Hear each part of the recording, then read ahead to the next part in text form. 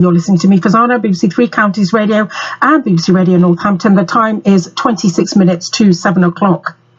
Now, the Queen's birthday honours list is out, and tonight we're recognising local people who have received an honour for making a difference. And my next guest has been awarded the British Empire Medal for charitable services to the community in Milton Keynes. Laxman Kastala is the founder and chair of trustees of DREAMSAI, and he joins us now. Good evening, Laxman. Welcome to the show. Evening, Frazana. Thank you for having me on the show. Oh, you're very welcome. Now, look, huge congratulations to you. Tell me, how did you feel when you first received that email? Oh, it's actually a letter coming through the door, and then when you see this brown envelope, you know it's something special. You know, with the royal emblem on it, and you're sort of shaking, opening it, and trying to see. And the moment you see, the response is like, oh my God, you haven't sort of thought through or expected that. Even today, it is still trying to sink in. Oh, bless you, bless you. Now, look, I mean, it is thoroughly deserved. Tell us more about your charity, DREAMSAI.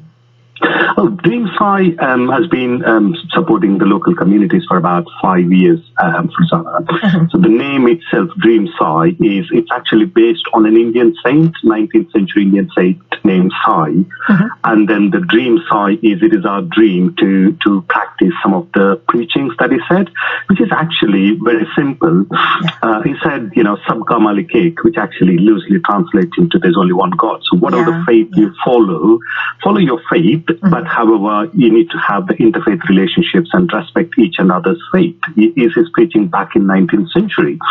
And also, whether you're a rich or poor person, he treated everyone equally. So we took the same ethos and principles which into the DREAMSAI, and we do multiple activities like the food donations, food parcels and cooked meals for the homeless, supporting the schools with the half-term food parcels, and also we do the blood donations because there's a lot of scarcity from ethnic communities, and also we do a lot of cultural activities. Yeah, and I love that, Sabka Malik Ek, it all filters up, doesn't it? It all funnels up. And I know also during Ramadan as well, you're providing kind of like food packages as well. So, that really speaks very much to the ethos, doesn't it, of the Sai, of the saint.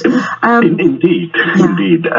We also celebrate the Christmas, Easter, Diwali, and Ramadan. So, end of the day, we're all humans, and we respect that and follow those ethos. Yeah, we need so much more of that. We really do. Now, you mentioned there about, blood donations. You have been trying to encourage blood donation from ethnic minority groups. Tell me about some of that work that you've been doing.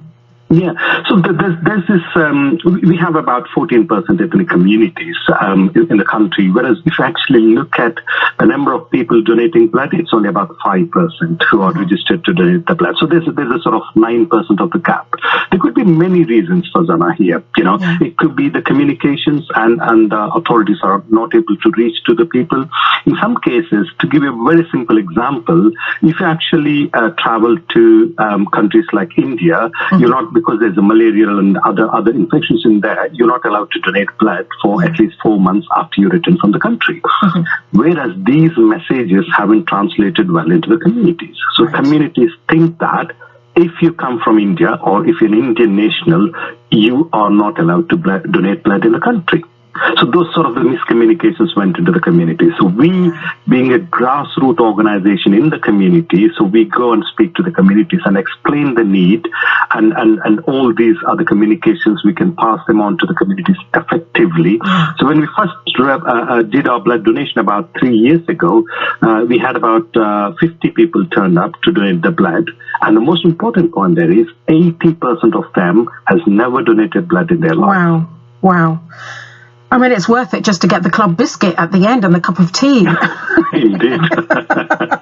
But, that's so important. You said about grassroots. I mean, that's astonishing because, of course, you can't give blood for 4 months. But then, maybe folk just think, OK, that's it. They don't want us. They don't want our blood because we're from India or the subcontinent, etc. So it's incredibly important to dispel that myth, because that's what it is. It's a myth. It's a rumor, etc. And there's a lot of cultural differences, because if you're actually born and brought up in India, so if you want to donate blood, usually you can just walk down the hospital and you say, I want to donate the blood. So it literally happens the next minute, whereas we have an appointment system. I myself, before starting DREAMSAI, tried a couple of times. Then it didn't sort of work out for me, because appointment is 6 months down the line or 3 months down the line. So you tend to think, okay, I'll think about it later, sort of thing. So it just takes a back seat. So we are there with the communities, and we do all the back end operations. So instead of the people booking with NHS blood and transplant, we manage all the back office operations. And just take the people to the donation. Incredibly important. Now, look, I mean, in the kind of 5-6 years that you've been up and running, looking back, what are some of the achievements, that you're the most proud of, that DREAMSAI have done? Maybe the top two. Yeah, the one thing is inclusiveness that we've actually brought into the community, because we are probably proud to say one of the organizations out there who doesn't show any difference to whoever you are, and we are actually practicing the preachings that we learned from site. So probably that's the one thing, because at the initial days, Frazana, we did have some people looking at us and thinking, oh, this is an Indian community-based organization, would they only support Indian community or Asian community? But now the whole city understood that this charity is there for everyone. So that's one thing. The second thing I would say is the youth participation, Frazana. We have about 200 plus volunteers in the organization, and 40% of them are youth. So that youth, we are able to pass on the culture values to the younger generation, and them coming forward to do the voluntary work is exemplary. When you see these 14 to 18-year-olds doing that. So I think those inclusiveness and younger generation participation are probably the two things which stands out. Oh, that's wonderful. That's what, and again, I go back to, Sabka Malik Ekha, that's so powerful. It really is. And of course, you're fostering it. I mean, you're mentoring those 14 to 18-year-olds, aren't you? They may not get that from home, etc., but you're making them aware of the community, what their role is within the community as well, and what's kind of expected of people living in the community as well. So invaluable work there.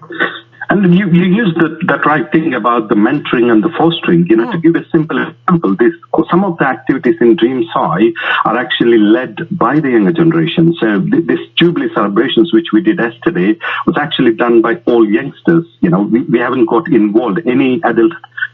We haven't actually got involved. It's youth who actually planned, executed a fantastic celebration. And by the way, their idea was, we are actually giving the cooked meal to the homeless.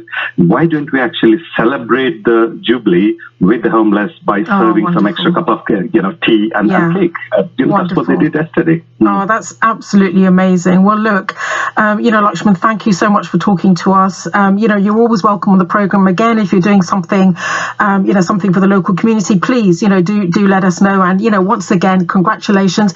Do you know what you're going to wear yet? Are you going in Sherwani? Are you going in a suit? Have you given it much thought? These are important things. So definitely, because that's the one thing, isn't it? Our identity is our culture, our tradition and heritage. Like recently, I've been invited to the garden party. That itself is I'm still enjoying that moment where I went and met Kate and others over there during the garden party. My wife joined me, and she was wearing a sari. That way you're actually presenting your culture and tradition to the wider community. So that's a good thought. I haven't thought about that. No. I'm thinking, nice Sherwani, nothing too bling bling, and your lovely wife in a very elegant sari. So I think that's it. That's it. That would be a perfect match. I doubt whether I can actually match her next to me, but definitely I'll try my best. Oh, bless you. Well, look, thank you so much for joining us. You take care, and congratulations again. Have a lovely time. Oh, Laxman Kastala there, founder and chair of DREAMSAI. Lovely. Sabka Malik Ek Hai.